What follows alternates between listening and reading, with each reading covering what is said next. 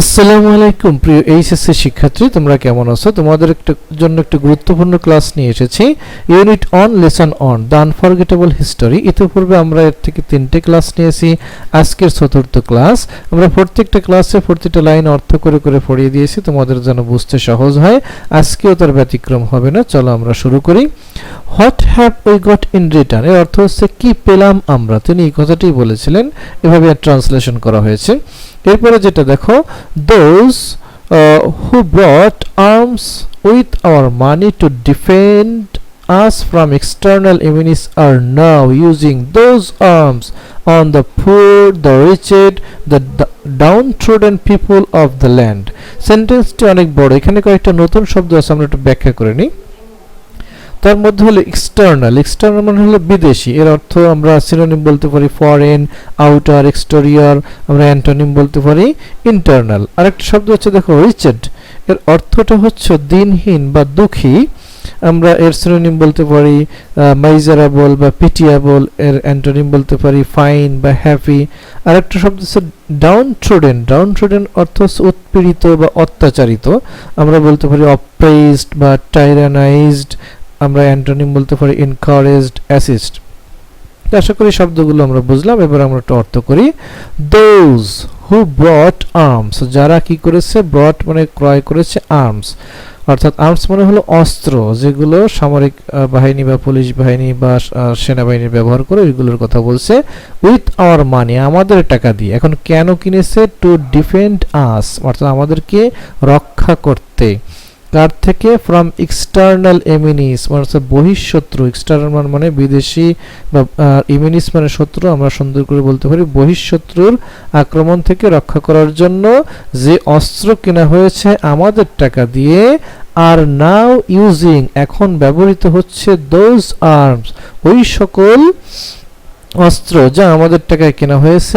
On the poor, on মানে উপরে, the poor মানে গরিবের উপরে, রিচেড এই আর্ত মানুষের উপরে, দ্য ডাউনট্রোডেন এবং দুঃখী বা উৎপীড়িত মানুষের উপরে, এই সমস্ত পিপলদের উপরে, অফ দ্য ল্যান্ড মানে এদেশের।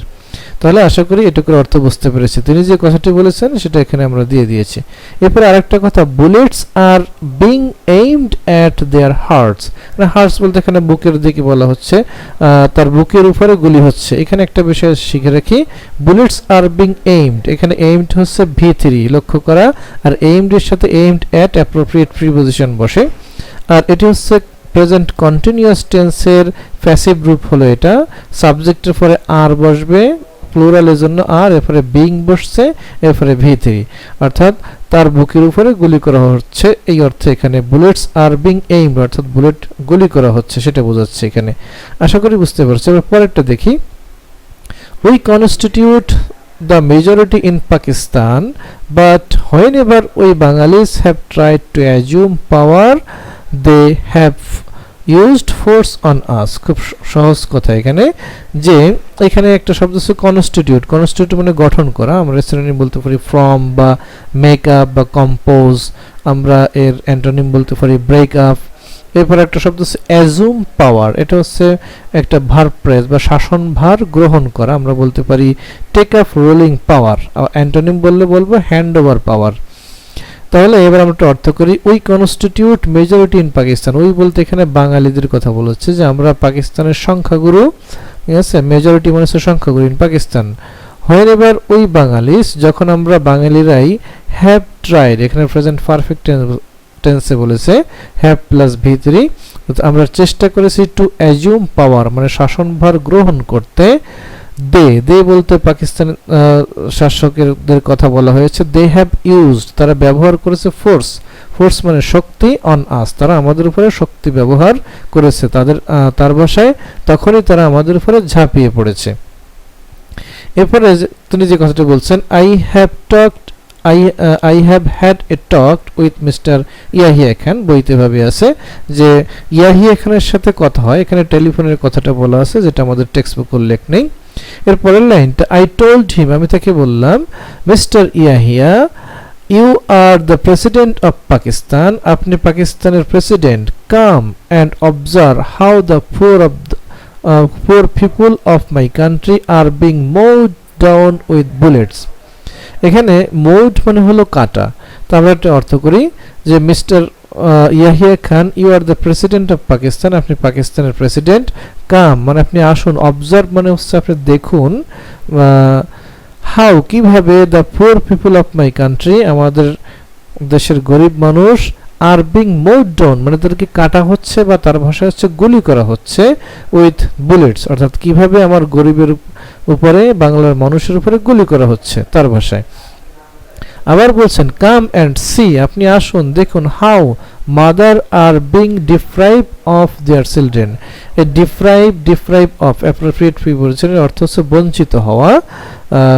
এবার আমরা যদি অর্থ করি আপনি আসুন দেখুন কিভাবে আমাদের মায়েরা সন্তান থেকে বঞ্চিত হচ্ছে বা কি করে আমার মায়ের কোল খালি করা হচ্ছে। এবার তারপরে তিনি বলেছেন how many people are being massacred এবং কি করে মানুষকে হত্যা করা হচ্ছে। এখানে এই সবগুলো কিন্তু হত্যা করা হচ্ছে বা এগুলো প্রেজেন্ট ফর, এখানে প্যাসিভ সেন্সে লেখা হয়েছে, কন্টিনিউয়াস টেন্সে, প্রেজেন্ট কন্টিনিউয়াস টেন্সে আর আছে বিং আছে, এরপর হচ্ছে ভি3।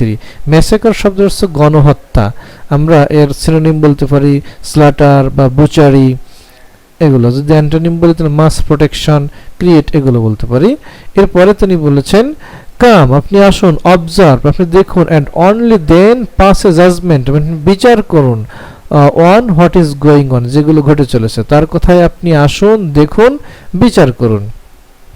এরপরে যে কথাটি আসছে he has apparently said that, এই অ্যাপারেন্টলি শব্দটা হচ্ছে স্পষ্টতভাবে, আমরা সিনোনিম বলতে পারি এক্সটার্নালি বা এভিডেন্টলি, এগুলা যে তিনি স্পষ্টত বলেছেন যে I had agreed to attend the round table conference on the 10th of March, যে আমি 10 তারিখের গোল টেবিল বৈঠকে বা অ্যাসেম্বলিতে যোগ দিতে রাজি হয়েছি।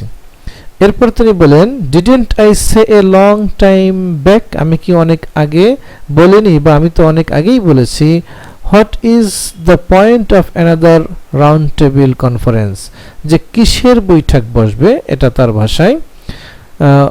Who will I sit with অর্থাৎ আমি কার সাথে বসবো, who will I sit with এর অর্থটা হচ্ছে কার সঙ্গে বসবো।